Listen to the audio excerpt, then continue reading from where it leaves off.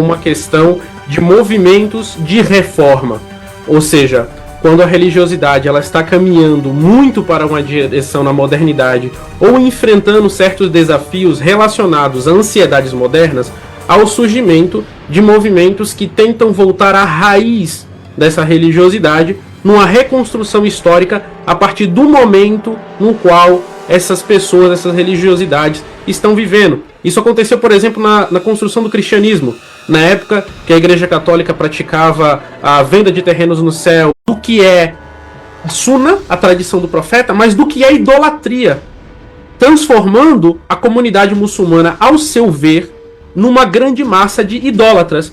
E é por isso que o seu movimento vai iniciar uma guerra, primeiramente, contra os muçulmanos, porque eles eram considerados para ele halal ad-dam. E o que significa halal ad-dam? Sangue lícito para o combate e para o morticínio. Então esse movimento wahhabita, ele vai se iniciar ali na Península Arábica no século XVIII, vai gerar um estado conhecido como Emirado de Ziria, ou seja, o primeiro estado saudita. Ele será combatido pelo Império Otomano e será derrotado. Porém, naquele momento, o mundo islâmico também estava passando por outros movimentos reformistas, porém não tão disruptivos quanto o que os wahhabitas pregavam. Se a gente for para o subcontinente indiano, a gente vai ver ali as pregações de Shah Aliullah ad-Dehlawi. Se a gente for para a África, a gente vai ver o califado de Sokoto sendo criado por Osman Dan Fodio. Tudo isso são frutos de reformismos, mas obviamente com diversas naturezas que vão surgir em uma resposta às crises que o mundo islâmico estava passando, crises políticas. Então esse wahhabismo, né, ele vai parir, digamos assim, esse espírito do salafismo, que é o seguinte: precisamos reinterpretar a religião islâmica. Tudo que foi colocado até então nos conduziu à decadência que estamos vivendo agora. Então precisamos reinterpretar a teologia, precisamos reinterpretar a jurisprudência, precisamos reinterpretar o papel de várias instituições religiosas dentro da nossa comunidade para criar algo novo que possa responder a esses avanços. E que avanço eu estou falando? O avanço do Ocidente sobre o mundo islâmico. Isso vai casar com as primeiras instâncias da era do colonialismo. Então o salafismo ele vai surgir através do movimento wahhabi. Porém, a gente não pode ver o salafismo como uma coisa só. Porque dentro desse movimento você tem diversas subdivisões e diversas ramificações, cada um alegando ser mais puro que o outro, porque isso é o que acontece com todos os movimentos revolucionários ao longo da história. O próprio surgimento do protestantismo levou a linhas diferentes, calvinismo, luteranismo e outras igrejas cristãs, até ideologias que não são necessariamente religiosas, como o marxismo, por exemplo. A teoria de Marx, de Karl Marx, ela vai ser interpretada de diversas formas, né? Então, esse movimento religioso, ele vai ser, digamos, embrionário, vai ser sufocado pelo Império Otomano e vai ser ostracizado para a região de Najd, no norte da Península Arábica. Até que, com a derrota do Império Otomano, aí a gente estava falando, né, do século XVIII, a gente já está indo para o início do século XX, após a Primeira Guerra Mundial, Winston Churchill, inspirado por Blount, que era um dos grandes orientalistas do século XIX e início do século XX, via a ideia de que ele acreditava que para o mundo islâmico avançar, com aquela ideia do fardo do homem branco, né, que deveria proporcionar às nações menos desenvolvidas um período de avanço, né, que através disso ele deveria forçar o mundo islâmico a passar. Winston Churchill, primeiro-ministro da Inglaterra, ele deveria passar pelos mesmos processos que a Europa havia passado. Reforma protestante, iluminismo e então modernidade. Então a ideia do orientalista Blount, que foi adotada por Winston Churchill, que era um ávido leitor de seus materiais, foi que precisavam encontrar um Lutero muçulmano, um movimento que fosse protestante e fanático o suficiente no mundo islâmico para apoiar e ser apoiado pelo Império Britânico. Então, Winston Churchill, e isso aí são palavras dele, mesmo sabendo que os wahhabis eles eram fanáticos, ele iria financiá-los para dominação das cidades sagradas do Islã, Meca e Medina, e dali a sua reforma seria exportada. Óbvio que isso não criou nenhuma era das luzes no mundo islâmico. Esse movimento reformista criou exatamente o que a reforma criou na Europa de sua época: guerra, morticínio e desastre. Porque o que é que se seguiu o surgimento de uma reforma na Igreja Católica? Foram as guerras religiosas da Europa, que duraram aí por volta de 100 anos, né? Com vários desdobramentos de formas diferentes em diversos países do continente. E esse processo vai acontecer no mundo islâmico com o advento do arabismo e o avanço do colonialismo. No início da Guerra Fria, após o estabelecimento do Estado Saudita, a Inglaterra, os Estados Unidos e outras potências vão fortemente financiar. Posso continuar? Sim. Vão fortemente continuar a financiar o movimento Wahhabi para que os seus revolucionários e os seus aderentes combatam a União Soviética no Afeganistão e outras frentes de combate. Então o wahhabismo ele foi instrumentalizado pelo imperialismo ocidental em duas ocasiões importantíssimas. A sua difusão global se deu com esse apoio, né? Porém, ele vai ter algumas modificações, porque obviamente todos os movimentos religiosos passam por isso. Então você vai ter um wahhabismo de Estado saudita, que vai ser mais focado para obediência governamental, ao não terrorismo, por incrível que pareça, e a um purismo religioso mais politicamente quietista. Enquanto o wahhabismo que vai se desenvolver fora da Arábia Saudita, ele vai absorver elementos de outras ideologias revolucionárias, como o cutubismo, como as ideias de diversos outros pensadores que vão ser, de certas formas, revolucionários em seu próprio direito. Então, dentro do território saudita, por exemplo, você vai ver o nome, né, desse movimento ser modificado.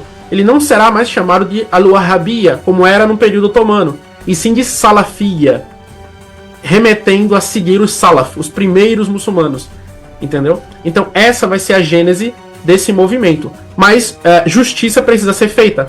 Apesar da gênese desse movimento ser extremamente violenta e ser adotada por grupos terroristas, foram os muftis sauditas os primeiros, ali no contexto da criação dos atentados suicidas à bomba no Oriente Médio, a condená-los e acreditar que isso é uma perversão do próprio movimento salafista.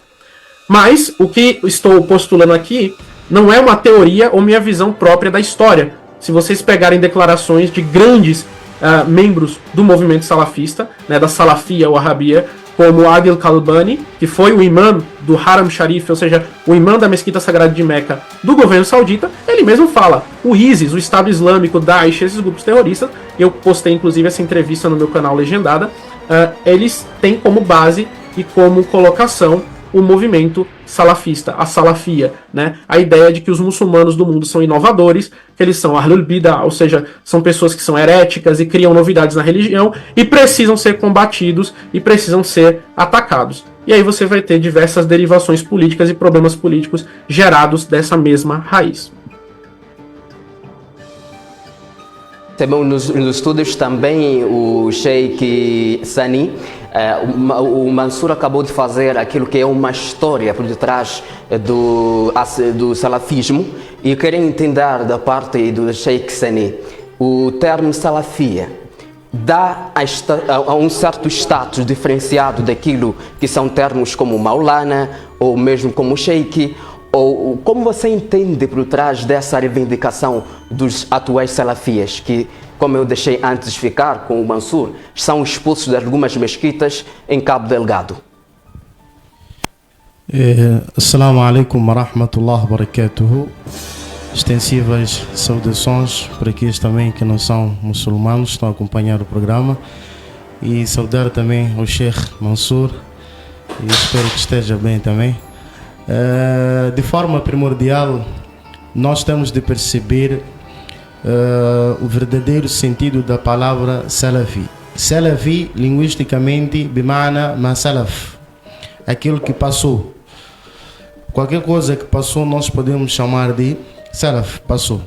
Mas quando nós formos a entrar para o Islã, aquilo que ele diz para nós é o manhaj al-sahiha, é aquilo que o profeta Muhammad sallallahu alaihi wasallam seguiu, assim também como os sahabas radiyallahu anhum e também aqueles que vieram depois dos sahabas, e todo aquele que trilha dentro deste caminho também é considerado como a salafi. E nós temos de perceber também que o salafismo não é aquilo que nós presenciamos hoje em dia, porque eu vou falar principalmente cá no nosso país, o que nós presenciamos cá em Moçambique, principalmente cá em Nampula, são diversificações de percepção em termos desta palavra de salafismo, porque as pessoas que trabalham com esta palavra ou seguem esta palavra, elas pensam que o salafismo é só simplesmente refutar ou humilhar ou insultar ou fazer qualquer coisa que seja o contrário com aquilo que o Islã ensina para cada um de nós. Na verdade, o salafismo é a boa maneira, é a conduta, é a ética, é saber ser, saber estar. Isso é que é salafismo. Agora, as coisas que nós presenciamos dentro da nossa sociedade, as demais coisas, insultos, coisas imorais, dentro dos nossos irmãos que levam consigo este nome e tomam como salafis, são coisas que o Islã proíbe. O Islã não contempla como algo louvável dentro da nossa religião. Certo. Desculpa, Almir. Como está? Está tudo bom? Tudo. Muito bom. Sheikh Sani, sem querer cortar a sua intervenção, gostaria de saber quem, segundo a história islâmica, não é? Quem são exatamente os salafis? Os salafis é todo aquele que segue o profeta Muhammad sallallahu alaihi wasallam, segue também os sahabas radiyallahu anhum e segue também aqueles que vieram depois dos sahabas, e ele pratica, não só fala, ele pratica. Este também é considerado como salafi. E nós temos de perceber que este termo de salafi, ele praticamente não foge da pessoa ser muçulmana, porque muitos dos nossos irmãos, eles pensam que quando eles levam este nome de salafi, ele já não é muçulmano, já é uma outra coisa. Não, na verdade Allah subhanahu wa ta'ala chamou todos nós de muçulmanos. Allah subhanahu wa ta'ala honrou o homem e chamou ele como muçulmano. Millata abikum Ibrahim huwa sammakum al-muslimin min qabl, que Allah é aquele que chamou-vos de muçulmanos a partir da tradição do vosso pai Ibrahim alayhi salam, min qabl, antes dos livros passados, e também neste nosso Corão Allah chamou-nos de muçulmanos. Então todos nós somos muçulmanos, mas quem segue a salafia é aquele que segue o profeta, segue os sahabas e segue também aqueles que vieram antes e depois, aliás, dos sahabas radiyallahu anhum. Maulana, assalamu alaikum wa rahmatullahi wa barakatuh. Wa alaikum assalam wa rahmatullahi wa barakatuh. Seja bem-vindo ao Novo Alerta. Obrigado. O Sheikh Sani aqui deixou aquilo que são os comportamentos dos chamados salafis, de que refutam de qualquer maneira e de que querem levar estatutos superiores daquilo que é da comunidade islâmica, ou seja, estar por cima de todos. Querem entender da parte do Maulana quais são esses comportamentos que esses atuais salafis têm, que deixa a comunidade islâmica a nível do nosso país em alerta a ponto de ordenar a expulsão desses em algumas mesquitas. Louvado seja Allah, paz e bênção para o ser e o carinho da humanidade, profeta Muhammad sallallahu alaihi wasallam, para a sua família e para os seus companheiros. Na verdade é uma questão tão preocupante, né? Eu já tive a oportunidade de escutar alguns áudios desses ditos salafis. E essa forma que está, eu entrei e apanhei o Sheikh quando estava a mexer umas partes muito importantes, que uma delas, eles até quando começam a dar insultos, não estão a dar insultos a uma pessoa assim, normal, como não. Isso começou mesmo com os grandes ulamás que nós temos aqui em Moçambique. Eles já ofenderam vários ulamás, que não posso mencionar, mas são muitos, os ulamás respeitados que eles já ofenderam. Além disso, nós nós também, eu também já tive a oportunidade de, por exemplo, eu estou nessa zona agora, lá nessa zona do condomínio, né? Lá em cima já tinha uma mesquita dos salafis, até que chegou nos nossos ouvidos que eles não cumprimentavam, né? Não cumprimentavam um muçulmano que nem eles, não cumprimentavam simplesmente porque não é salafi. Então tudo isso vai ao contrário daquilo que são os ensinamentos do profeta Muhammad sallallahu alaihi wasallam. Porque os ditos salafis que as pessoas estão a seguir, que são os companheiros do profeta Muhammad sallallahu alaihi wasallam, que nós antecedemos a eles na fé, então o comportamento deles, nós fomos a procurar o comportamento deles, era o comportamento do profeta Muhammad sallallahu alaihi wasallam. Então significa que se a pessoa diz que eu sou salafi, seguindo os companheiros do profeta Muhammad sallallahu alaihi wasallam, e ele não indo de acordo com o comportamento, que é uma das coisas que são ofensas, insultos, e a grande preocupação que é de refutar, né?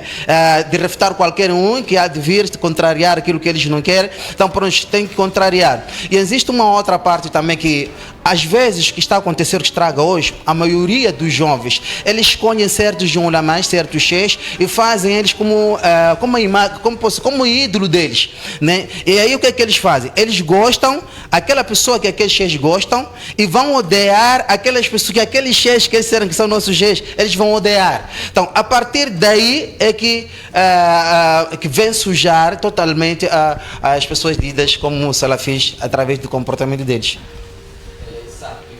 Aqui para o Mansur, pode ver aqui os depoimentos do nosso sheikh em estúdio, e eu gostaria de saber, porque deixa eu ficar aqui que dentro do salafismo nós encontramos dois ramos, e um deles que tem a ver com a política, e eu queria entender, o nosso Maulana acabou de dizer aqui de que alguns deles não cumprimentam os outros muçulmanos porque não são salafis. E quero entender do Mansur a postura que as mesquitas a nível do norte de Moçambique estão tomando nesse exato momento de expulsar esses ditos salafis. É uma postura correta? Historicamente nós encontramos um acontecimento igual a este? Bem, com relação à proibição de indivíduos problemáticos de frequentarem as mesquitas e espaços comunitários, isso é algo que vem sendo adotado ao longo da história do Islã continuamente, né? Mas, obviamente, a legitimidade disso, ela deve passar pelos conselhos dos ulemás locais, no qual eu não me enquadro para determinar, enquanto fátua, se isso é certo ou é errado, mas, de um ponto de vista histórico, essa ação já é e tem precedentes, né? Não nos esqueçamos, por exemplo, que nos anos 70, o movimento de Juhayman al-Otaibi, que foi um dos grandes terroristas ali da Península Arábica no século XX, sequestrou o Haram Sharif, né, a mesquita sagrada de Meca, e ele era ligado a essa interpretação religiosa e a este movimento, inclusive interrompeu as peregrinações, né? Para quem quiser pesquisar mais, só pesquisar sobre o grande sequestro da mesquita sagrada, no qual terroristas ligados a movimentos salafistas sequestraram o Haram, a Kaaba, e fizeram ali de refém vários peregrinos, e isso foi um problema, né, muito grande para a Arábia Saudita para conter esse movimento. Então, a perseguição a indivíduos com essa mentalidade religiosa, ela vai acontecer em diversos países muçulmanos da contemporaneidade, visando mitigar esses problemas que eles causam na sociedade e no local onde eles estão. Mas isso deriva de, como os prezados sheikhs falaram corretamente, de uma falta de prestígio que essas pessoas têm com relação aos ulemás, as pessoas que têm realmente a autoridade religiosa nas suas comunidades. Porque, infelizmente, esses indivíduos são de uma espécie de interpretação religiosa livre, e uma livre leitura do texto sem as ferramentas intelectuais, como o matan, como o usul, como diversas coisas que são fundamentais para uma leitura minimamente acurada das fontes islâmicas. Então isso gera uma certa arrogância social, uma certa autoafirmação de arrogância espiritual com relação aos demais muçulmanos, e daí derivam esses comportamentos que eu mesmo já notei em minhas viagens pelo mundo islâmico, de não saudar o salam, né, da pessoa se ela não for do mesmo manhaj, né, da mesma metodologia que essas pessoas. Isso é um comportamento, mas mais uma vez, como os sheikhs falaram muito bem, isso não está de acordo com a religião islâmica, isso não é algo que nós muçulmanos devemos aplicar dentro do nosso proceder. Mas as comunidades, obviamente, elas precisam criar medidas, né, para dissociar afasta-se desses indivíduos que são mais extremados, porque há uma associação errônea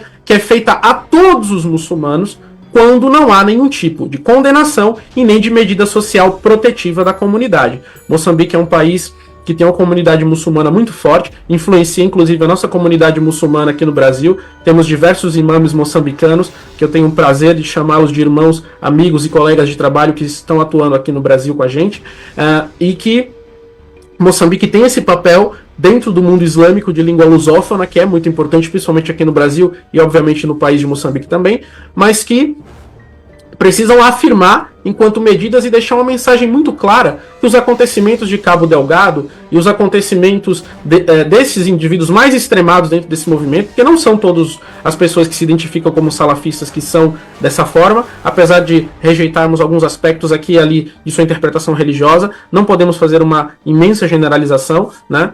E infelizmente a gente precisa lidar com isso das formas que são mais efetivas e que passem uma mensagem não só para a comunidade muçulmana, mas para os não muçulmanos também, que esse tipo de comportamento não é tolerado e não faz parte do proceder dos muçulmanos como um todo.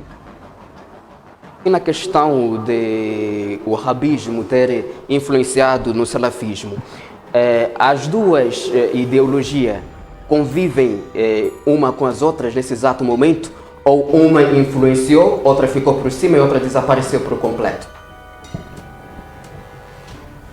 Perdão, a pergunta não chegou. Pode repetir? Bom, eu dizia aqui para o Mansur que acabou por tocar a questão do wahhabismo sem querer ter influenciado o salafismo. Como se dá essa influência? E se as duas ideologias acabaram por fazer uma sincretização ou se uma acabou por substituir a outra? Como que todo este processo aconteceu? Sim. Na verdade, esse processo histórico é um processo de nomenclatura. E aí a gente entra numa questão de nominalismo.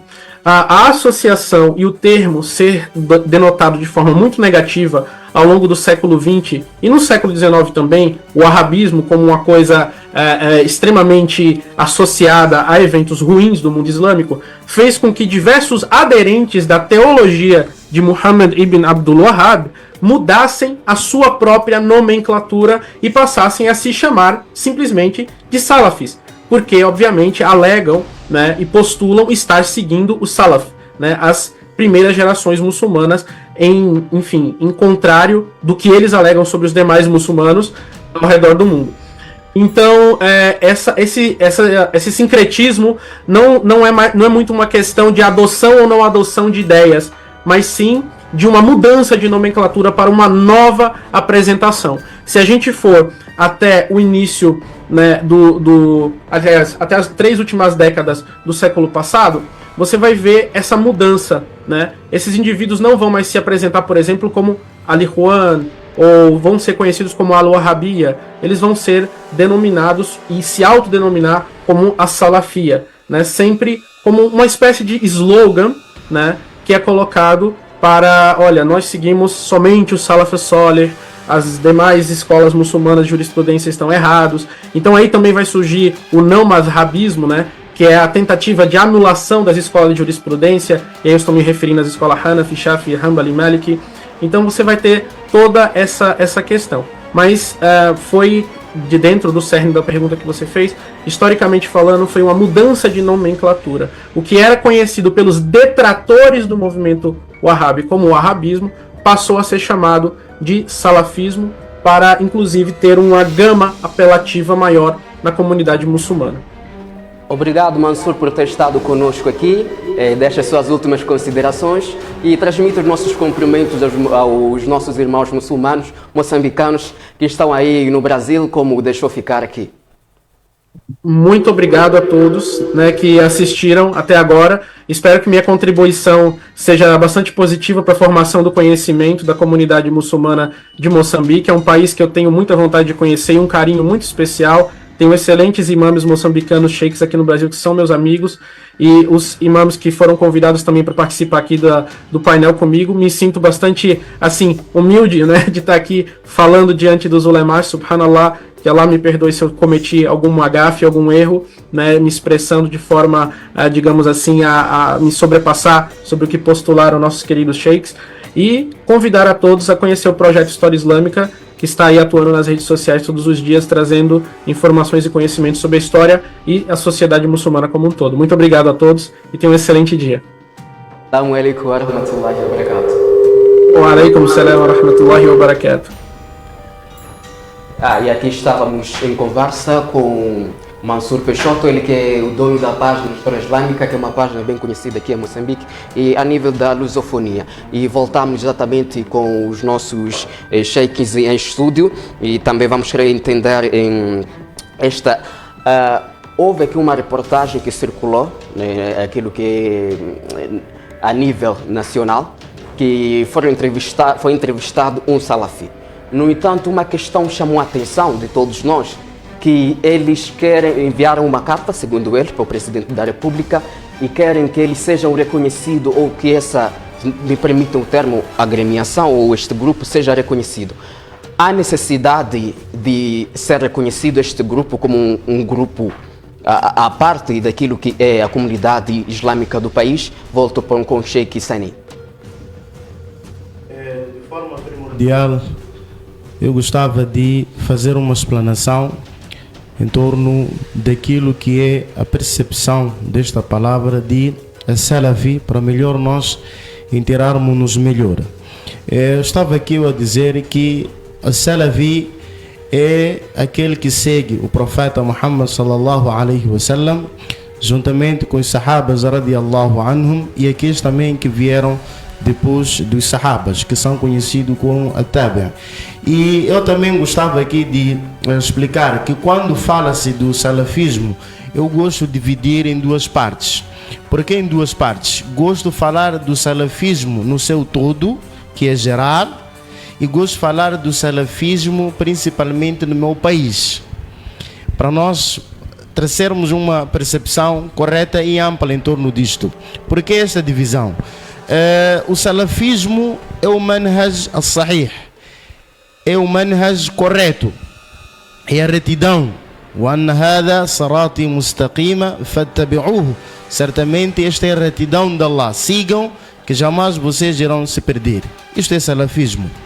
Agora, o que nós presenciamos dentro da nossa sociedade, aqui em Moçambique, principalmente cá no norte, é o que deixa nós ou alguns muçulmanos em dúvidas. Será que este salafismo é este que o profeta pregou? É este que os sahabas pregaram? É este também que os tabi'inas eles seguiram e pregaram? Aqui então fica a dúvida. Por que esta dúvida? Porque nós presenciamos coisas diferentes com aquilo que o profeta ensinou para cada um de nós. Não estou a falar no seu todo dos nossos irmãos salafis, mas alguns deles têm certos comportamentos que o Islã condena, que o Islã não abraça. Esta situação de jovens de seus 16, 15 anos andarem zangados nas estradas. Este é um processo triste, quando um muçulmano sempre está zangado com uma cara amarada. A forma também de trajar, a forma de usar. Colocamos meias compridas, como se fosse dini. Isto não podemos nós complementar como se fosse dini. O dini é kamil, é completo, não precisa ser acrescentado algo dentro da religião. Não precisa você fazer o quê? Usar uma roupa que venha chegar até no seu joelho. Basta você fazer o quê? Usar uma roupa que não venha tapar os seus tornozelos. Você está dentro do sunnah. Então, evitemos fazer al-ghulu, exagero dentro da religião. Porque o profeta Muhammad sallallahu alaihi wasallam, ele disse: "Iyakum wal-ghulu fi-din", que tenham cuidado com o exagero na religião. فَإِنَّمَا أَهْلَكَ مَنْ كَانَ قَبْلَكُمْ الْغُلُوُ فِي الدِّينِ. Porque o que destruiu os vossos primordiais foi o exagero na religião. Agora, insultar, humilhar ou tirar palavras obscenas para shuyukhos ou irmãos muçulmanos, isto também o Islã proíbe e condena. Agora, quanto à posição de refutação, existe uma coisa que nós temos de perceber aqui.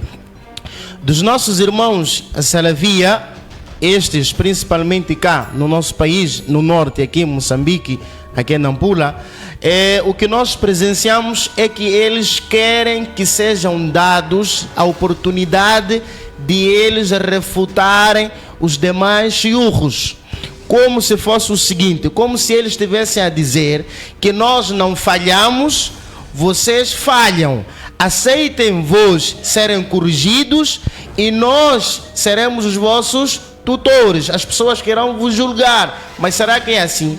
Todo ser humano falha, todo aquele que é homem falha. O profeta assim ele disse: se vocês então, nossos irmãos de Salavi, vocês são anjos, então nós podemos aceitar que vocês são pessoas perfeitas, não falham. Podem então fazer o quê? Fazer este an-nahyu anil munkar. E este an-nahyu anil munkar tem seus procedimentos.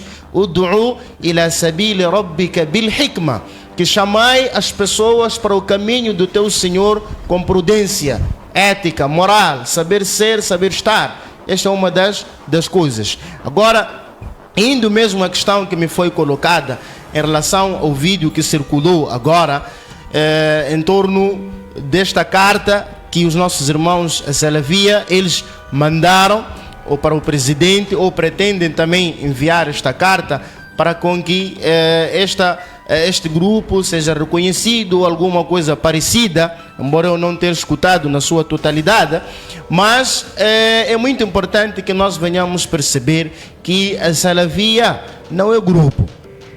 A Salavia é todo aquele que segue o manhaj do profeta Muhammad sallallahu alaihi wasallam, dos sahabas e daqueles que vieram depois dos sahabas. Não é uma associação, não. É dini. O manhaj de Salaf Salih não é associação, é dini. Então, nós como a Salavia não podemos congratular a nós mesmos e olhar aos outros como pessoas falhadas, que o que está a acontecer no nosso norte do país, aqui em Nampula. As pessoas dizem o quê? Aquele não é nada, aquele não estudou, chamam nomes feios. Isto o Islã proíbe, porque Allah disse: fala tuzakku anfusakum innahu a'lam biman ittaqa, que não congratulai a vós mesmos, porque Allah sabe quem dentre vós é o mais temente. Allah sabe quem dentre vós é o mais praticante, quem tem medo de Allah subhanahu wa ta'ala. E os nossos ulamás, eles fazem a divisão daqui do Tazkiyatun Nafs, que divide em duas partes. Temos a primeira parte, que é wajib, e temos a outra parte que é mamnu'a. A primeira parte, que é wajib, é você fazer o quê? Cumprir-se no cumprimento das ordens de Allah. O tazkiyah, de você cumprir com as ordens de Allah, este é obrigatório. Você congratular-se nas obrigações de Allah, fazer salah, cumprir com o jejum, ter bom comportamento, e tudo isto faz parte de uma obrigação. E tem a outra parte que é mamnua, é proibida. Esta que é proibida é aquela que nós estamos a presenciar. Hoje eu, como Salavi, sou melhor do que o outro. Eu sou conhecedor em relação ao outro. Não, não é assim. Onde você estudou não dita o conhecimento que você carrega. Conhecimento não é lugar. Conhecimento é leitura. Conhecimento é estudar. Conhecimento é você ter medo de Allah. E Allah irá te outorgar, irá te conceder esse conhecimento. Não adianta você ter conhecimento e não ter bons modos, não ter ética. E esta camada juvenil, estes nossos filhos, nossos irmãos, nossos amigos, nossos primos que estão neste caminho, alhamdulillah, é um bom caminho, mas vamos ter ética, vamos ter moral, vamos saber ser, saber estar. Porque não adianta você dizer é salafi enquanto você insulta, humilha, fala mal do outro. Isso não é salafismo. E outra coisa também que eu queria é mesmo pedir aos pais encarregados da educação de todos os filhos moçambicanos. Eu gosto de falar de Moçambique porque é o país onde eu estou e é onde eu sei da situação atual que nós vivemos. Aos pais encarregados da educação, façam com que os vossos filhos sejam educados. Isto é, educai de boa forma os vossos filhos. Por que digo assim? Se a educação não foi transmitida para a criança dentro de casa, facilmente quando ela entrar neste grupo, ela vai ficar completamente extraviada. Porque ela não foi impedida que você não pode insultar dentro de casa. Esta não foi educada que insultar dentro da religião ou mesmo naquilo que são os bons modos da sociedade é imoral. Quando este for neste grupo e ver os outros a insultarem, e ele não foi ensinado que insultar é proibido ou é imoral, o que ele vai fazer? Vai começar a aplicar, pensando que é algo do dini. Então, outra coisa também aos nossos pais encarregados de educação: eduquem os vossos filhos. Costuma-se dizer que a educação, ela parte mesmo de casa. Então, quando nós educarmos os nossos filhos, ensinarmos para eles o dini desde criança, eles irão sim fazer estar na linha. Agora, quanto a esta situação de se fechar as mesquitas para eles, os nossos irmãos Salafi, eu não acho correto e não é uma boa saída para eles nem para nós. Porque Allah subhanahu wa ta'ala proíbe este ato. Ele diz: وَمَنْ أَظْلَمْ مِمَّنْ مَنَعَ مَسَاجِدَ اللَّهِ. Que quem é o pior injusto senão aquele que proíbe as casas de Allah, que são as mesquitas. Proibir as mesquitas não é solução para os nossos irmãos Salafi, mas sim que haja um entendimento, que haja uma reconciliação. Wallahi, nós todos somos muçulmanos. Allah chamou-nos de muçulmanos. Huwa sammakumul muslimin. Allah chamou-nos, todos nós, de muçulmanos. Este é o nome que Allah deu a nós. Eu amo os meus irmãos Salafi e eles também, eu como muçulmanos, eles devem amar a mim e eles também devem fazer o quê? Trazer o bom comportamento e eu também trazer o bom comportamento. E isto é que é a sociedade, saber ser, saber estar. Isto é que é viver, meus irmãos. Então, esses problemas de insultar, humilhar ou fazer com que o outro seja humilhado, isso não é dini. Muito obrigado, Sheikh. Eu tenho uma questão para Maulana. Quais são as práticas associadas a estes salafis? Mais uma vez, eu não posso falar concretamente porque nunca fiquei assim, nunca rezei muito tempo assim dentro das mesquitas deles, mas por aquilo que eu costumo ouvir ou por aquilo que eu costumo ver, às vezes, porque as atitudes de uma pessoa às vezes podem falar, não precisa que a pessoa pronuncie-se, mas alguma coisa que ele pode vir fazer, então isso pode vir. Uma das coisas que é muito perigo é insultar, né? O profeta sallallahu alaihi wasallam já disse: "Babul muslim fusukun", né? Insultar um muçulmano é pecado.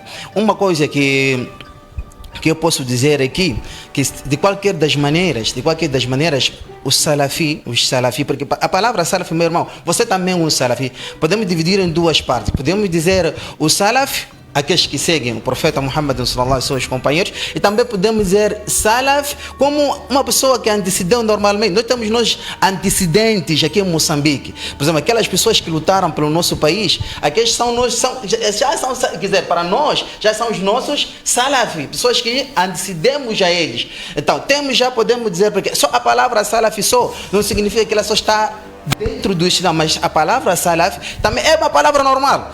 É uma palavra normal que nós falamos de antecedentes. As pessoas que passaram antes de nós, os nossos avós, aqueles todos que passaram também já foram salafis das outras pessoas. Então temos essa parte que é salafi, que se refere daquelas pessoas que seguem o profeta Muhammad sallallahu alaihi wasallam. Se nós formos a procurar essa palavra salafi nos hadiths, será muito difícil encontrar a maioria dos hadiths a falar da palavra salaf. Por isso hoje normalmente nós podemos dizer que o salaf é um grupo. Não, quando falamos de um grupo, perceba bem, quando eu pessoalmente eu sempre digo que o salaf de qualquer das maneiras é um grupo, porque se nós formos a ler o Corão, vermos hadiths, se você apanhar essa palavra no Corão, existe, né? Mas não está sendo referido como um din, porque a nossa verdadeira religião é o Islã.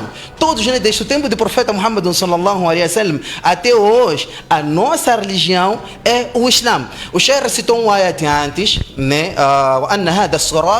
mustaqim, né? Que esse caminho que nós, o caminho que Allah subhanahu wa ta'ala, este é o meu caminho, sigam, né?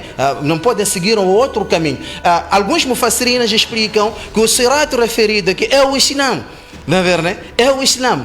Agora, como se dizia já anteriormente, não é errado de a gente, nós dissermos que nós somos salaf, preferindo que eu estou a seguir ao profeta Muhammad sallallahu alaihi wasallam. Nós podemos apanhar vários grupos desses, como hoje nós temos, por exemplo, a Jamaat Tabligh, né? Se você for a perguntar o Jamaat Tabligh, a dizer que nós não somos grupo, né? O Jamaat Tabligh, a dizer que nós estamos a fazer o quê? Estamos também a falar de nome de Allah subhanahu. Todas as pessoas que hoje que estão a se dar nomes, sempre cada um vai dizer que nós estamos a seguir os ensinamentos do profeta Muhammad sallallahu alaihi wasallam, que não há nada de errado disso, mas a coisa mais de errado que existe nisso que é o comportamento. Por exemplo, amaldiçoar as pessoas. O profeta sallallahu alaihi wasallam, você estar a amaldiçoar um crente é como se você estivesse matado. E a outra coisa, eu lembro-me quando ainda esse problema quando começou, eu ainda estava em Cabo Delgado. Eu estive lá, fiquei lá 4 anos em Cabo Delgado.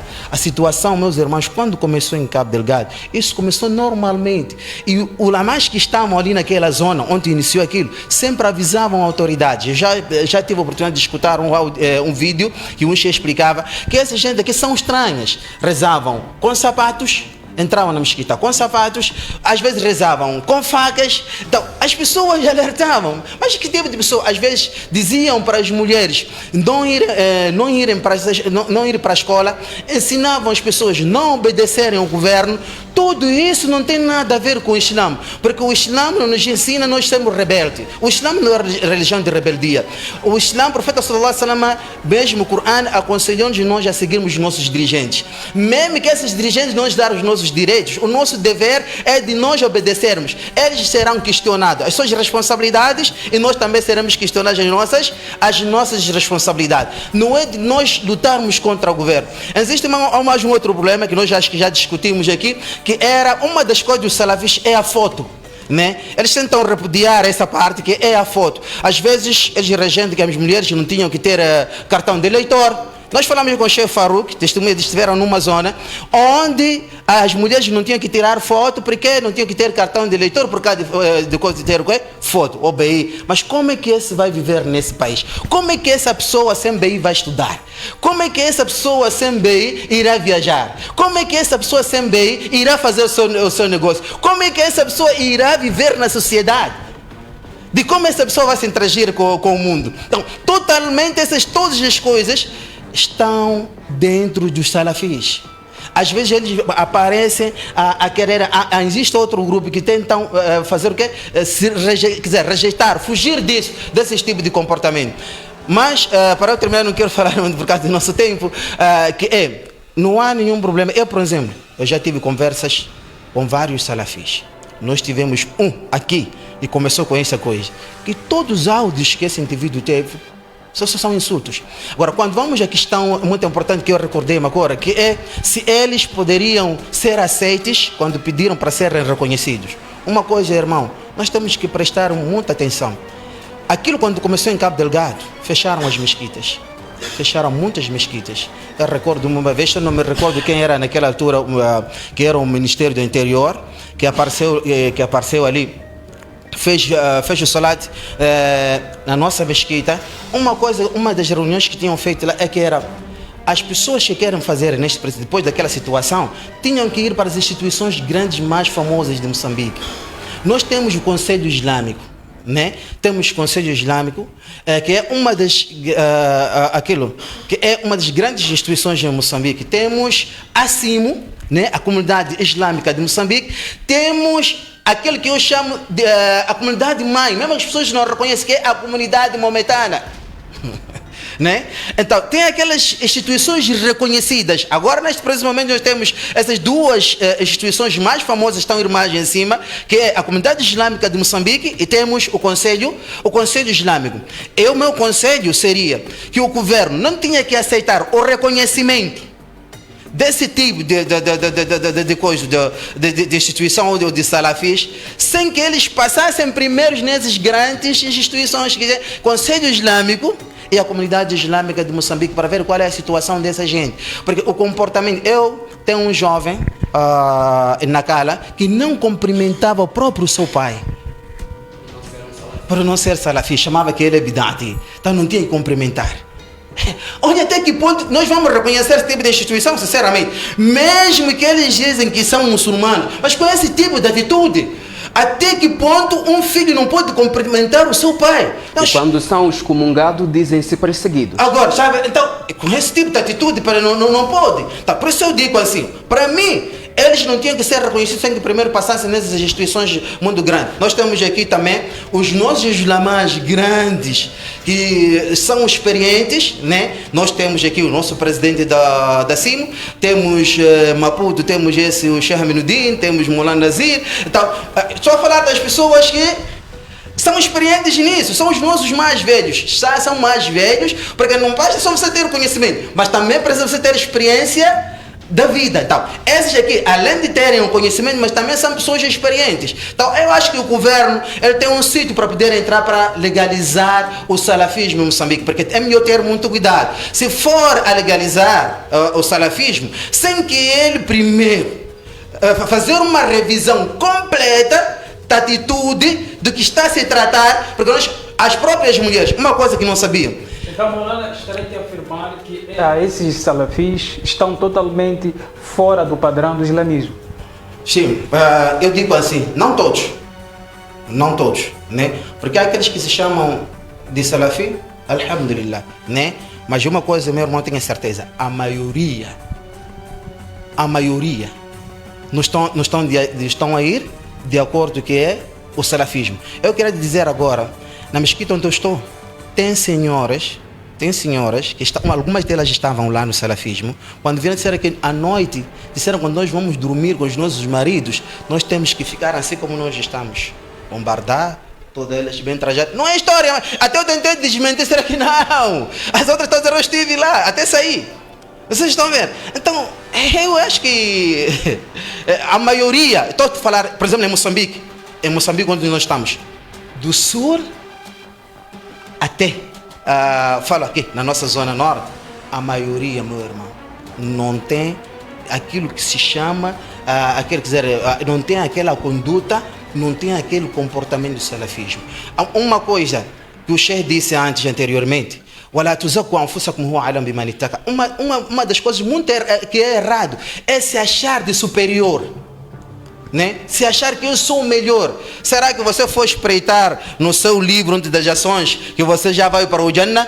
E às vezes uma outra coisa que vem corrigir aquilo que eles sempre mandam no Facebook, dizendo chamar de uma associação especial. É isso? Não percebi? De uma associação especial. Como assim? Não estou a perceber. Esses tais salafis são ditos especiais, não é?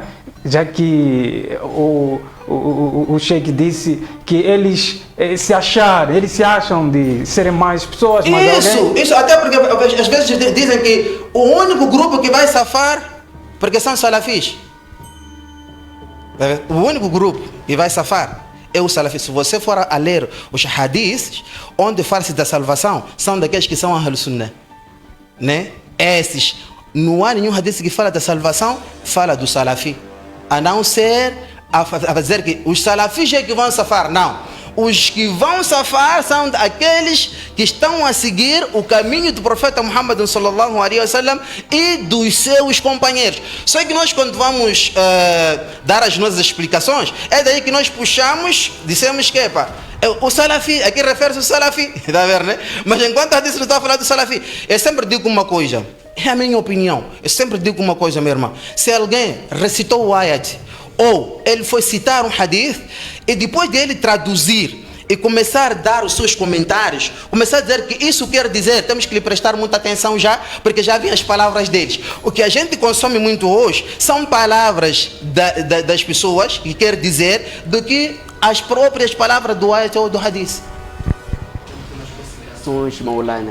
Assim, eu só digo assim, eu aconselho os jovens, né, principalmente na nossa zona, nós estamos aqui no condomínio, temos muito mais isso. Em Cabo Delgado, temos muitas crianças que se desviaram. Então, o meu conselho é melhor eles prestarem muita atenção, né? Nós temos aqui nossos ulamás, que são da Ahl Sunnah de verdade, né? Um deles temos aqui ao lado, não há nenhum problema, que são pessoas que estão a ensinar aquilo que é o manhaj correto. Né? Aqueles que ensinam aquilo que são os ensinamentos do profeta Muhammad sallallahu alaihi wasallam. Não é uma pessoa estar a vir hoje de repente, não sabe falar português, você não sabe falar português, ele também não sabe falar português. O que é que vai acontecer? Com toda facilidade ele irá te desviar. Enquanto nós estamos cheios de um ulamás aqui e que nós estamos a assistir, vamos nas mesquitas, nós estamos a ver, estamos a assistir palestras deles, nós reconhecemos. Então é melhor seguir essas pessoas, não é ver um indivíduo. Está a vir de Tanzânia. Eu sou salafi, junta os jovens num sítio e depois começa a dar aula. Logo no primeiro dia da aula já começou a dar dinheiro. Houve um zunzum que naquela mesma mesquita lá no condomínio, que fecharam, aquela mesquita que fecharam, as pessoas que rezavam lá recebiam 500 meticais por dia. Houve esse zunzum. Recebiam 500 meticais, que era para fazer o quê? Então, a partir daí, eu acho que temos que ter um modelo. Aconselho mais jovens, os encarregados de educação, prestarem muita atenção nos seus filhos. Nas considerações também tem uma explanação em torno daquilo que foi a abordagem do Maulana aqui, principalmente essa questão aqui de distribuir valores monetários. Isso acontece? Ou os salafis querem mesmo conquistar através desses valores monetários, que muitas das vezes leva os nossos jovens a irem combater contra o Estado moçambicano, que também é, nesse caso, no contexto da religião islâmica, que é reprovável. Nesta questão dos nossos irmãos salafi distribuírem valores, as esposas também irem aos seus aposentos com vestuários e demais coisas, eu não posso testemunhar porque não presenciei. Se fosse algo que eu presenciei, poderia então testemunhar, mas acredito eu que todos nós somos muçulmanos e todos nós queremos uma única finalidade, que é alcançar o Jannah, que é a casa da eternidade. O conselho que eu deixo para todos os meus irmãos muçulmanos é o seguinte: Allah subhanahu wa ta'ala, ele diz: wa'tasimu bihablillahi jami'an ولا تفرقوا واذكروا نعمة الله عليكم إذ كنتم أعداء فألف بين قلوبكم فأصبحتم بنعمته إخوانا. Que apegai-vos todos vós à corda de Allah e não se separem. E os nossos as-salafu salih, yani as-sahaba radiyallahu anhum, aqueles que vieram antes de nós, fizeram uma explanação em torno deste versículo. قال ابن عباس رضي الله عنه واعتصموا بحبل الله أي تمسكوا بدين الله. Ele disse: apegai-vos todos vós na religião de Allah. E Ibn Mas'ud também, ele disse: واعتصموا بحبل الله, ele disse: عليكم بالجماعة, que ficais sempre unidos todos vós. E os outros também fizeram diferentes tipos de explanação, como o Mujahid, ele disse: wa'tasimu bihablillah ay alaykum bil Quran, apegai-vos com o Quran. E também Muqatil disse: wa'tasimu bihablillah ay at-ta'a, obediência a Allah. Diferentes tipos dos nossos conhecedores fizeram a explanação. Então fica aqui um conselho para todos nós: vamos todos ficar unidos pela causa de Allah. A outra coisa que eu deixo também como conselho: vamos aprender a fazer khidma, servir um ao outro. Porque quando se sente que ele não tem campo, quando se sente que ele está isolado, quando ele sente-se humilhado, realmente ele vai criar o seu grupo, vai criar o seu exército. Então nós temos de aprender a ceder aos outros, temos de saber acolher os outros, para evitar com que a nossa sociedade venha a ficar extraviada, este tipo de problemas. Então fica aqui mais um conselho para todos nós os muçulmanos: vamos ficar unidos pela causa de Allah, não vamos nos separar. O deen de Allah é único e o deen de Allah está completo, não precisa de ser acrescentado ou não precisa de grupos. Vamos evitar criar grupos, isto separa os muçulmanos, isto estraga a sociedade. União é sempre importante, união vem sempre de forma primordial. o nosso Jazakallahu Khaira pela vossa presença nos nossos estúdios. Voltamos a cruzar a antena em uma próxima oportunidade. Muito obrigado. Vamos agora prosseguir com aquilo que é o nosso programa e vamos para Gaza, lá onde um casal foi detido por ter roubado uma criança na África do Sul, Roberto. Então, este casal foi detido lá por este bebê de 2 meses, que também se acredita que foi roubado na África do Sul. Este casal foi detido quando tentava resistir à mesma criança. E quando a mulher foi questionada, ela disse que recebeu este bebê. Agora, questão, Roberto, como eles receberam este bebê? Quem deu este bebê? Onde está este bebê? As investigações levam até a África do Sul. Mas até agora não há muitas informações em torno disto. Eu acredito que as autoridades policiais estão tentando investigar os pais. Se são sul-africanos, não sei se será fácil localizá-los. Se a mulher estiver realmente falando a verdade, não sei se será fácil localizar esses pais, supostos pais sul-africanos, porque este é o depoimento que a mulher, nesse caso, este casal, a mulher tentou, ou melhor, deu aos policiais de que recebeu esta criança. No entanto, ela foi detida quando tentava registrar a mesma criança lá em Gaza, que é uma conduta que deixa todo mundo alerta. Porque muitas das vezes nós já tivemos casos parecidos a esses, em que ouvimos falar de casos de roubo de crianças, mas não tivemos um fechamento plausível, Roberto. E lá em Gaza houve este caso, um casal envolvido. A questão: quem são os pais desta criança? Por que deram esta criança de 2 meses? Será que esses 2 meses esta criança passou com os ditos pais sul-africanos? Ou ao nascer esta criança já foi dada assim a esse casal? É uma questão estranha até este momento, e eu acredito que as investigações estão a decorrer mediante a esta situação que deixa todos nós alerta. Nós ouvimos muitas das vezes casos de crianças que sumiram. Só recordar o caso do casal lá aqui em Nampula, que tentou traficar 3 crianças e 2 delas eram filhos do casal, e o irmão da mulher estava envolvido nesse esquema. Aí em Gaza chega-nos esta notícia de que um casal também está às contas com a PRM porque foram encontrados tentando resistir uma criança que não é claramente deles, porque existem agora leis mais claras para registros de criança, e este casal chegou inopinadamente, sem mais, sem menos, e queriam registrar esta criança. Não é assim como acontece, né? E é uma situação que tem a tendência de subir a cada vez mais, e isto preocupa muito as autoridades. E não só as autoridades, mesmo a sociedade moçambicana. Isto preocupa muito. Preocupa muito mesmo, Emir. É uma situação que deixa a sociedade muito preocupada. É importante que a gente é importante que as pessoas, a sociedade venha a velar desta situação, e não só a PRM, também a sociedade. É importante que venha a velar esta situação, Omir.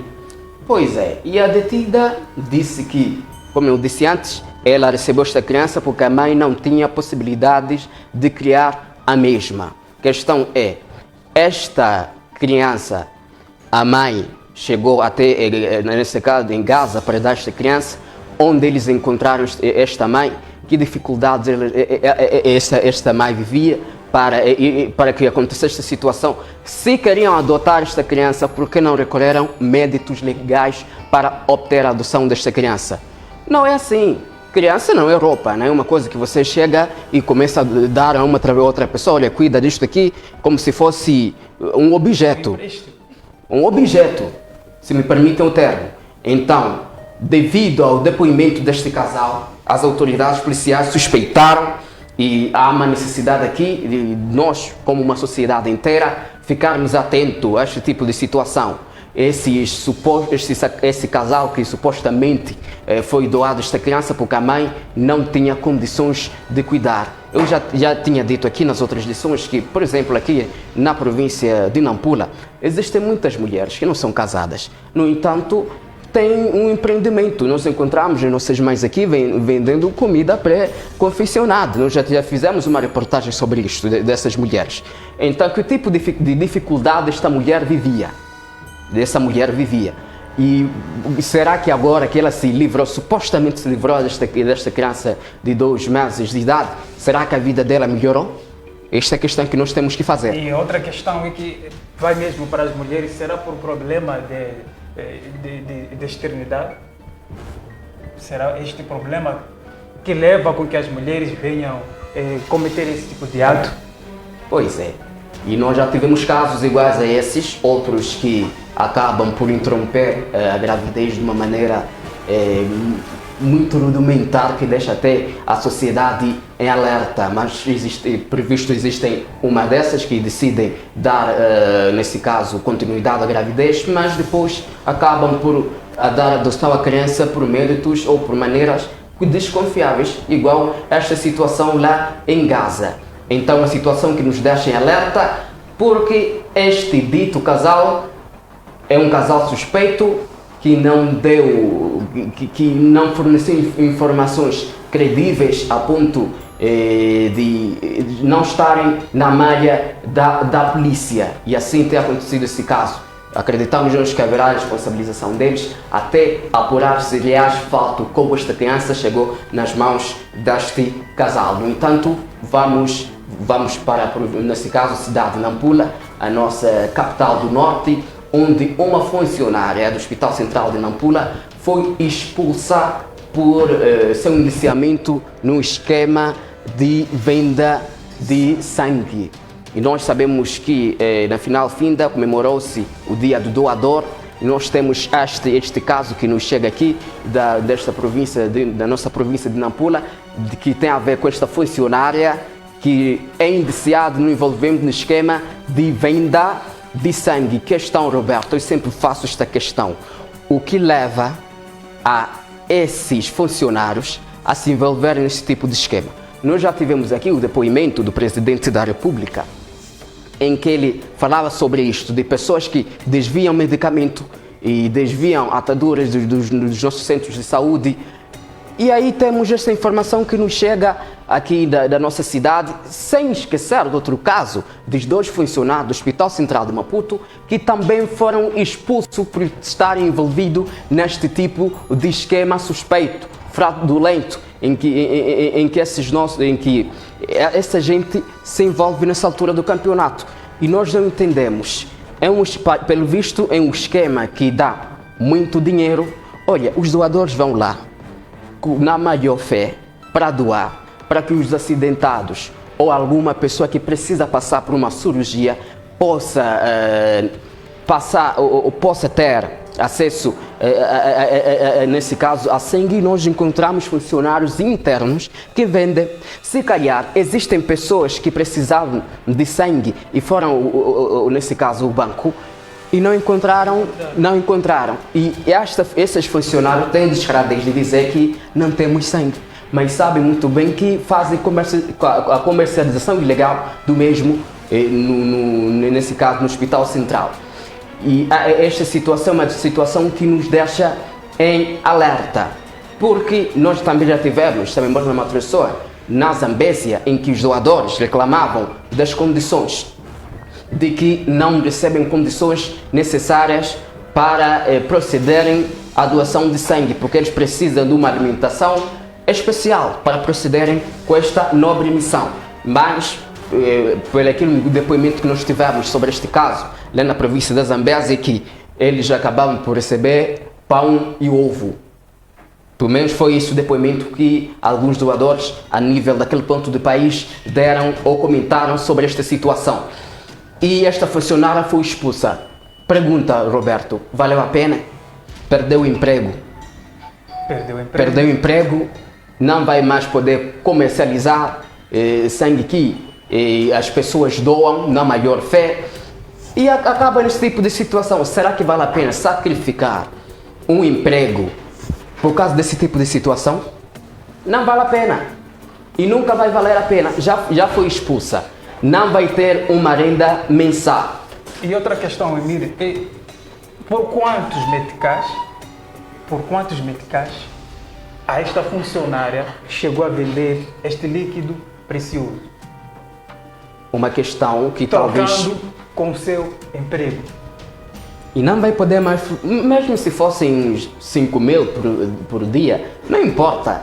O importante é que ela já perdeu o melhor. O importante para nós, porque é muito importante que esse tipo de funcionária não seja enraizada dentro das nossas unidades sanitárias. Então, infelizmente para nós, ela foi neutralizada. Acredito que existem provas incontestáveis que têm a ver com esta situação desta funcionária se envolver em atos como esse. Muitas das vezes os hospitais vêm reclamando de que não temos pessoas que doam sangue. Mas agora temos esta informação nova que existem pessoas, funcionários internos. Não todos, porque não vamos generalizar o caso. Então, alguns dentre eles, assim como o Presidente da República disse que existe um grupinho lá que tem ligações lá e fazem este tipo de negócio. Agora, a questão que eu me faço, Roberto, é se a comercialização deste líquido precioso acontecia dentro do hospital ou também eles têm tinham uma farmácia ou qualquer coisa lá fora aparelhos para comercializar. É uma comercialização interna ou externa? Esta é a questão. Então, é muito importante aqui que os hospitais, assim como a sociedade, todos nós, fiquemos atentos a este tipo de situação. As pessoas que fazem a doação desse sangue fazem um grande sacrifício honroso que nós temos que prestar atenção. Então, quando funcionários do hospital que deveriam zelar por esta conduta acabam por pegar o mesmo sangue e comercializar, assim não dá. Então há uma necessidade aqui de todos nós ficarmos como uma sociedade, ficarmos em alerta para este tipo de conduta reprovável dentro das nossas unidades sanitárias. Mas agora vamos mais. O Estado de parabéns ao Ministério da Saúde que não tolerou este tipo de situação. Pois é. Que continue assim, porque os nossos irmãos que se encontram mesmo acamados, que precisam desse líquido precioso. E aquelas famílias carenciadas que não têm condições de adquirir esse líquido.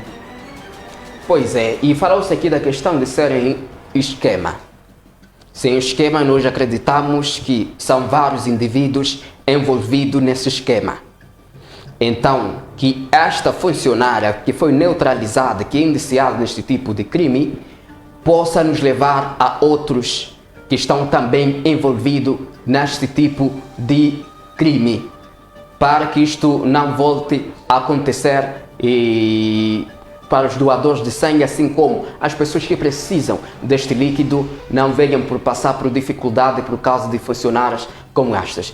E para aqui vamos para a província de Tete, Roberto, onde também foi detido um indivíduo de 38 anos, também que tem a ver com a área da saúde. Ele foi detido na posse de fármacos e venda ilegal de fármacos. Ele não é o dono de uma farmácia, como eu sempre tenho dito aqui, quando esse tipo de situação acontece. Não é dono de farmácia, não tem documentos legais para exercer esse tipo de atividade, mas foi encontrado com esses fármacos. São situações que têm se repetido todos os dias e nós, como o Nova Alerta, sempre ficamos em alerta esse tipo de situação que tem acontecido a nível do nosso país. Parece que tornou-se um negócio muito rentável desviar medicamentos dos hospitais públicos que, por sua vez, são carenciados em termos dos mesmos medicamentos. Uma pessoa pode ir fazer... E se fazer passar de médico. Pois é. Uma pessoa pode ir fazer análise nas nossas unidades sanitárias públicas, claro, e resultar em malária, mas não ter nem sequer paracetamol nas farmácias. Por quê? Porque há desvio dos mesmos para vender no mercado negro. Aqui houve a neutralização deste indivíduo de 38 anos. Há uma questão, eu falava aqui da questão de ser um esquema. Este indivíduo também pode nos levar a outros. Porque se ele foi neutralizado, eu acredito que ele não entrou num hospital, um hospital bem controlado, e começou a recolher medicamentos. Há pessoas que estão dentro desses hospitais que acabam por fazer este tipo de coisa. roubam medicamentos e dão para vender aos seus familiares cá de fora. Então os hospitais ficam lesados neste tipo de situação, ficam lesados, completamente lesados, e quando vamos recorrer às farmácias não há medicamento. Como ficamos assim? Em Tete, na província de Tete, aí, este indivíduo que foi neutralizado, eu acredito que sim pode nos levar a outros membros dessas quadrilhas que estão envolvidos no roubo dos fármacos, e que é uma atenção redobrada que nós devemos dar como sociedade inteira. São casos, eu já perdi a conta, Roberto. São casos repetidos várias vezes. Os casos repetitivos. Eu já perdi as contas de quantas vezes nós falamos desse tipo de situação de funcionários que estão envolvidos no roubo de medicamentos. Eu já perdi a conta. E parece que todas as vezes que são neutralizados, parece que inspiram as outras pessoas a engrenar na mesma área. Deve ser um negócio fácil. Fácil talvez é porque existem alguns funcionários que estão envolvidos neste caso, que acabam por levar medicamentos e dão pessoas lá fora para comercializar. É um produto em que é um negócio rentável para as pessoas que não foram neutralizadas. É um negócio rentável para as pessoas que não foram neutralizadas. Por quê? Eles roubam. Todo negócio, nós sabemos que existe um investimento base que não deve baixar, mas também deve dar lucros. No entanto, esses não compram esses medicamentos, não são como as farmácias que compram os medicamentos, colocam lá para vender. Eles furtam das unidades sanitárias a nível do nosso país para vir comercializar cá fora. Então, claramente que é um negócio rentável quando a pessoa não é neutralizada. Mas quando são neutralizados, são essas pessoas de fora, que claramente, muitas das vezes, não dão informações sobre quem lhes deu esses fármacos para eles comercializar. É uma questão preocupante a todos nós, que todos nós como a sociedade ficamos preocupados em alerta. Os nossos hospitais são assaltados, não há uma outra palavra além desse. Totalmente assaltados devido a estas pessoas que estão envolvidas nestes crimes, roubos de fármacos para comercializarem cá fora. Os hospitais ficam assim lesados. E esperamos que o Ministério de Saúde passe pente fino, principalmente a porque isto é uma quadrilha, não resta dúvida que isto aqui é uma quadrilha, porque uma pessoa de fora, uma pessoa que não conhece como funciona o sistema do hospitalar, certamente terá alguém lá por dentro. Pois é. Certamente terá alguém lá por dentro, assim como também o Presidente da República já tem represado essa coisa. No entanto, nós vamos lá em Macinga, onde a PRM desmantelou, né, uma quadrilha que não deixava nesse caso, os munícipes, a nível daquele ponto do país, dormirem sossegados devido a recorrentes assaltos, e aterrorizavam os residentes a nível de Macinga, lá em Mbani, se não me engano, na Matraçoa, e que esta situação acabou por culminar com a detenção desses indivíduos. Então, há aqui esta necessidade, nós darmos os parabéns, nesse caso, à PRM, que acabou por realizar a detenção destes indivíduos que estão envolvidos neste tipo de crime.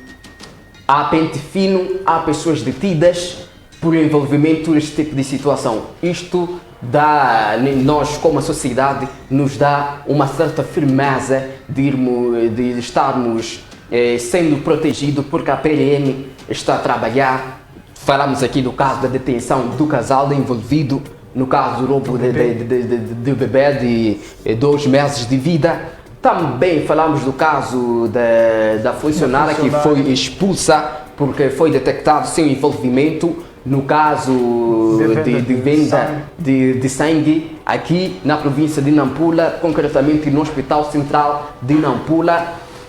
Também fomos lá para Tete, onde este indivíduo de 38 anos, que até agora não temos informações se ele é um funcionário de algum hospital. Eu acredito que não, mas também foi neutralizado com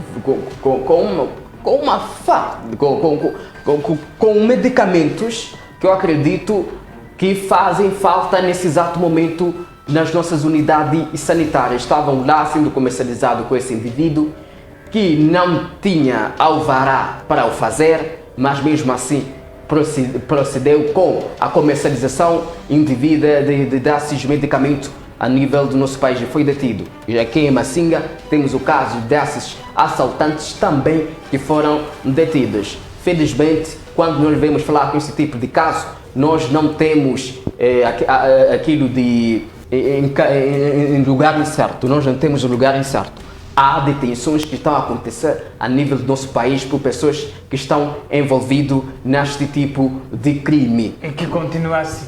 E continua assim.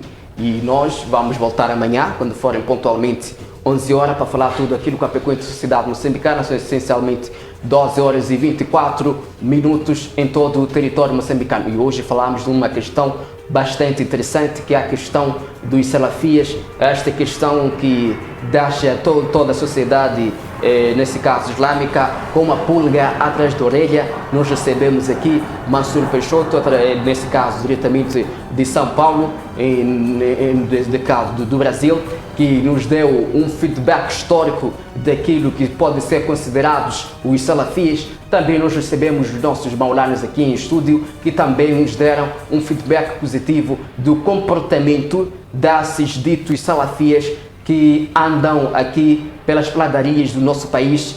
E este foi um novo alerta que nós fizemos hoje para todos vocês.